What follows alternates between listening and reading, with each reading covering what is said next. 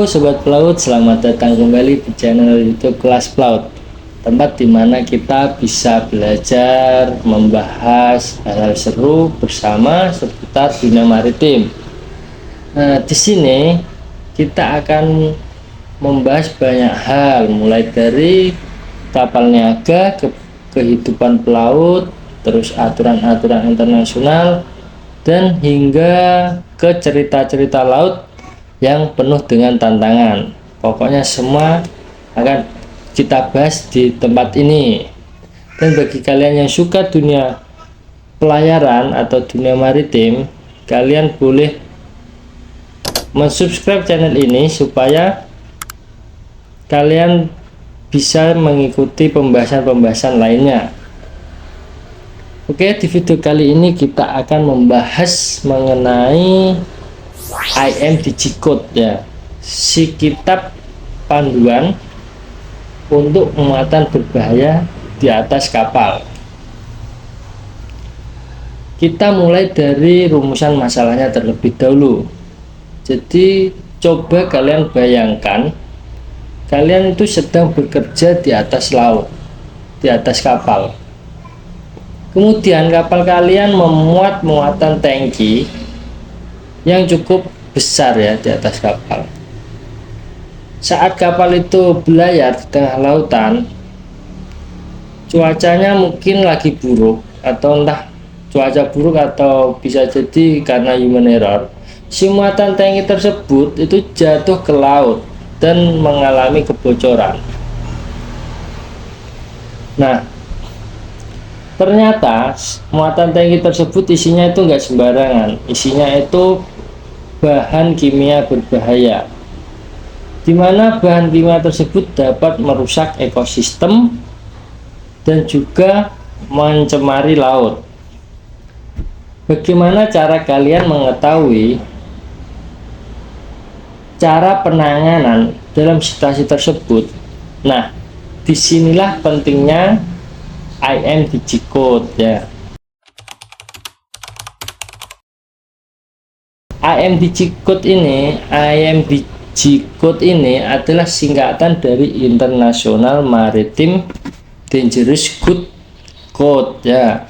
Kalau dalam bahasa sederhananya, ini adalah aturan main resmi internasional buat ngangkut muatan berbahaya di atas kapal. Nah, intinya seperti itulah, ya. Aturan ini dibuat oleh International Maritime Organization atau organisasi maritim dunia. Ibarat di dalam dunia sepak bola, nah IMO ini tuh FIFA-nya, ya. Jadi tuh dia yang ngurus semua soal keselamatan dan keamanan maritim di dunia. Jadi si IMO ini membuat si IM Digicode ini sebagai acuan wajib bagi seluruh pelaut dan pelayaran di dunia. Jadi kalian pelaut dan mungkin shipping company dan lain-lain tidak bisa mengangkut barang-barang berbahaya atau muatan berbahaya tanpa tahu caranya. Tujuan utama IM Digicode ini adalah untuk menjaga keselamatan awak kapal. Itu yang pertama. IM Digicode ini, aturan ini juga dibuat untuk melindungi lingkungan laut dari tumpahan bahan yang berbahaya. Dan yang ketiga, aturan ini juga dibuat supaya adanya sistem penanganan yang rapi dan standar berkaitan dengan penanganan muatan berbahaya. Bayangkan kamu di sini sebagai perwira kapal, ya. Terus di stowage plan-nya, di rencana pemuatannya, di manifestnya ada barang berbahaya seperti pupuk kimia, tabung gas, dan aki bekas. Nah, semua itu nggak bisa disimpan sembarangan, ya. Salah-salah bisa meledak atau nyebabin kebakaran. Nah, pelaut di sini harus memahami barang-barang tadi itu masuk ke kategori berapa, kemudian perlu penyimpanan khusus atau tidak, dan yang terakhir kita harus tahu apa alat pelindung diri yang harus disiapkan. Semua itu ada di IM Digicode. Jadi belajar IM Digicode bukan cuma biar kita lulus sekolah atau lulus ujian, tapi buat nyelamatin nyawa pas kita di laut ya. Kemudian mengenai klasifikasi atau kelas-kelas, IM Digicode ini membagi muatan berbahaya ke dalam 9 kelas, dan di setiap kelasnya itu nanti dibagi lagi ke subkelas ya, beberapa subkelas. Kita langsung saja ke kelas pertama, yaitu eksplosif atau bahan yang mudah meledak. Ciri khasnya itu meledak secara tiba-tiba, menghasilkan gas panas, tekanan, api, dan suara keras, seperti itu ya. Subkelasnya ini ada subkelas 1.1 yaitu ledakan massal, misal seperti dinamit dan TNT. Ada 1.2 ledakan tanpa efek massal, misalnya amunisi kecil. 1.3 bahaya api dan sedikit ledakan, misal kembang api. 1.4 resiko ledakan kecil, misal detonator. 1.5 bahan sangat sensitif, misal amonium nitrat. 1.6 bahan yang aman, resikonya sangat kecil ya, seperti itu. Jadi secara umum kelas 1 itu eksplosif, contohnya bisa dinamit, petasan, bahan peledak, pokoknya yang bahan-bahan yang mudah meledak lah, seperti itu ya. Kemudian kita lanjut ke kelas 2, yaitu gas atau gas yang bertekanan. Ciri khasnya itu berbentuk gas pada suhu dan tekanan standar, bisa mudah terbakar, beracun atau korosif. Kemudian subkelasnya ini hanya ada 3, yaitu 2.1 yaitu gas mudah terbakar, misal seperti propana dan butana.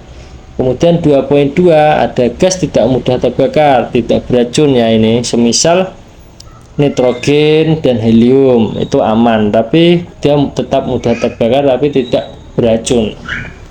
2.3 yaitu gas yang beracun, misal klorin ataupun amonia ya, seperti itu. Dan ada lagi contoh lain untuk kelas 2 ini, seperti LPG, itu kan liquid petroleum gas ya, seperti yang di rumah-rumah itu termasuk ke dalam muatan berbahaya. Atau juga oksigen cair, CO2 dalam tabung, dan gas klorin tadi itu ya. Kemudian kita lanjut ke kelas 3, yaitu flammable liquid, cairan yang mudah terbakar. Ciri khasnya yaitu barang memiliki titik nyala rendah di bawah 60 sampai 65 derajat Celcius ya, semisal seperti kayak bensin, terus cairan-cairan semacamnya lah ya. Dia itu mudah menguap dan terbakar. Di kelas 3 ini tidak ada subkelasnya, jadi dia cuma satu kesatuan, tidak dibagi lagi ke dalam beberapa subkelas. Lanjut ke kelas 4, yaitu flammable solid, yaitu seperti hampir seperti kelas 3, tapi ini bahannya solid ya, padat, dia mudah terbakar, barang padat yang mudah terbakar. Barang padat yang mudah terbakar ini dibagi ke dalam subkelas, yaitu 4.1, yaitu barang padat yang mudah terbakar seperti belerang dan serbuk logam. Kemudian 4.2 bahan menyala spontan bila kontak udara, misalnya fosfor. Dan 4.3 yaitu bahan menghasilkan gas mudah terbakar saat kontak air, misalnya sodium logam. Kelas 5 yaitu oxidizing substance and organic peroxide, yaitu zat oksidasi, seperti itulah ya. Dibagi ke dalam subkelas 5.1, yaitu pengoksidasi, yaitu bukan mudah terbakar sendiri tapi membantu pembakaran, misal amonium nitrat. Itu kan dia tidak bisa terbakar sendiri, tapi dia akan membantu pembakaran barang-barang lain. Kemudian ada yang peroksida organik 5.2, dia tidak stabil dan reaktif, misal benzoil peroxide. Contohnya di kelas 5 ini seperti pemutih industri, bahan disinfektan, bahan pemacu reaksi kimia. Kelas 6 yaitu toxic and infectious substance atau zat beracun dan mudah menginfeksi, ya seperti itulah. Subkelasnya itu 6.1 beracun, menyebabkan kematian jika tertelan atau terhirup. Contohnya arsenik atau sianida, yang seperti berita yang pernah viral itu, yang kasus pembunuhan itu pakai sianida, dia itu beracun.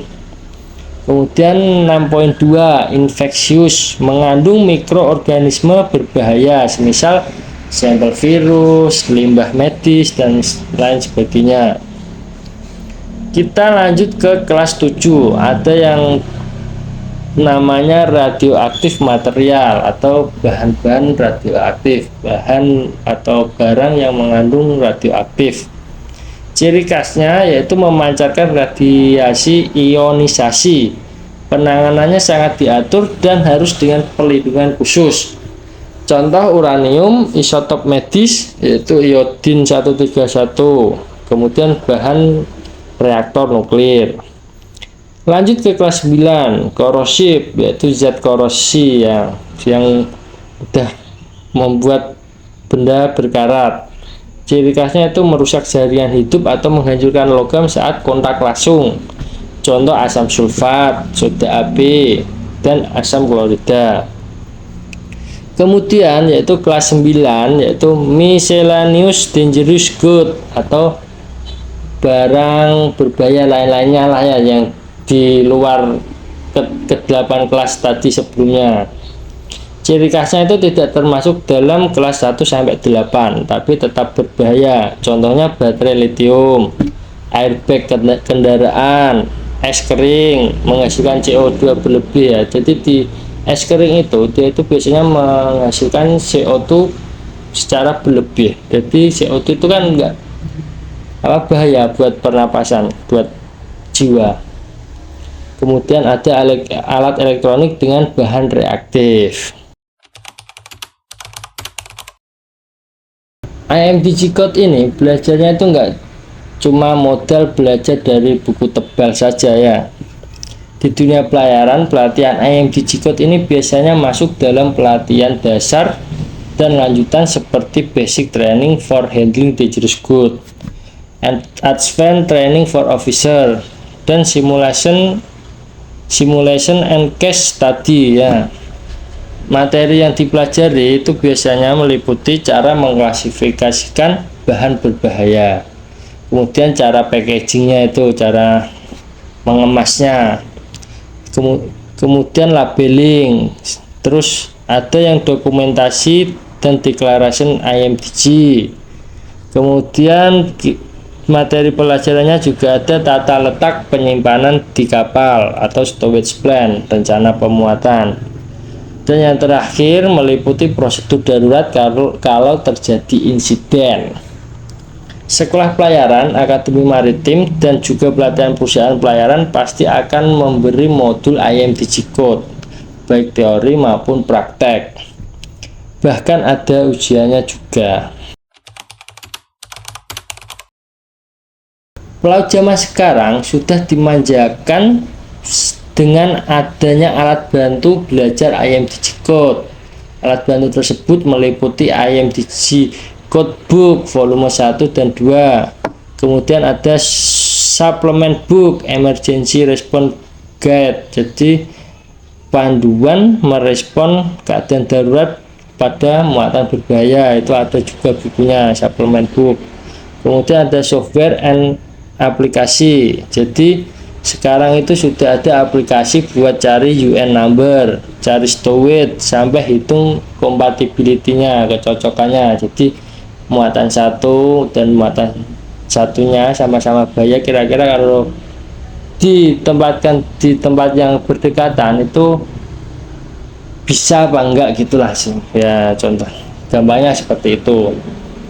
Ada juga video simulasi kebocoran bahan kimia, pelatihan pakai baju hazmat, dan latihan penyelamatan korban paparan zat berbahaya. Jadi nggak cuma teori tapi juga hands on, jadi penanganan langsung, seperti itulah ya, praktek. Misalnya kapal kontainer kamu bawa muatan kelas 3 alkohol industri dan kelas 5.1 bahan pemutih. Kalau disimpan berdekatan bisa nyebabin reaksi kimia berbahaya. Dengan IMDG code, kamu bisa tahu aturan jarak aman dan apakah perlu penyekat. Nah, seperti itu yang tadi sebelumnya kita bahas sedikit ya, sudah. Contoh lain, ada drum bocor saat bongkar muat di pelabuhan. Awak kapal harus bisa mengidentifikasi bahan dari label dan UN number-nya. Kemudian yang kedua, yang mengetahui kebocoran tadi harus melaporkannya ke master atau kapten nahkoda kapal. Yang ketiga, gunakan APD, alat pelindung diri, sesuai petunjuk IMDG. Yang keempat, tangani tumpahan pakai prosedur yang sesuai. Yang kelima, catat dan lapor ke otoritas pelabuhan.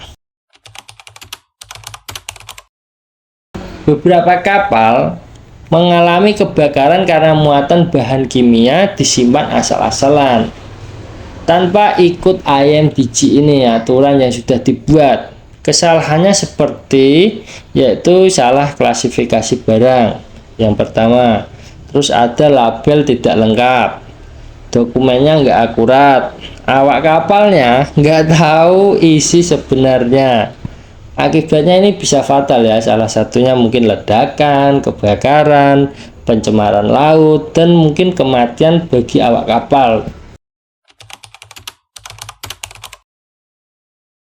Kedepan IMDG code makin digital dan real time, bahkan ada wacana integrasi langsung ke sistem pelabuhan dan logistik digital. Pembelajaran juga makin interaktif, VR virtual training atau VR training atau augmented reality buat simulasi kebocoran hingga integrasi ke smart ship system. Pelaut masa depan harus makin melek IMDG karena barang berbahaya makin kompleks, regulasinya harus makin ketat, dan kapal semakin besar dan menggunakan sistem otomatis.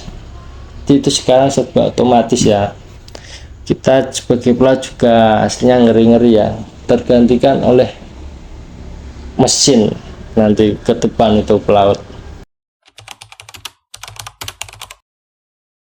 IMDG code bukan sekedar buku tebal dengan simbol-simbol aneh, tapi ini adalah panduan hidup buat kamu yang kerja di laut. Bukan cuma demi keselamatan kapal dan kru, tapi juga demi laut yang tetap biru dan aman. Jadi buat kamu calon perwira atau pelaut sejati, jangan anggap remeh IMDG code ya. Jangan anggap remeh IMDG code ini.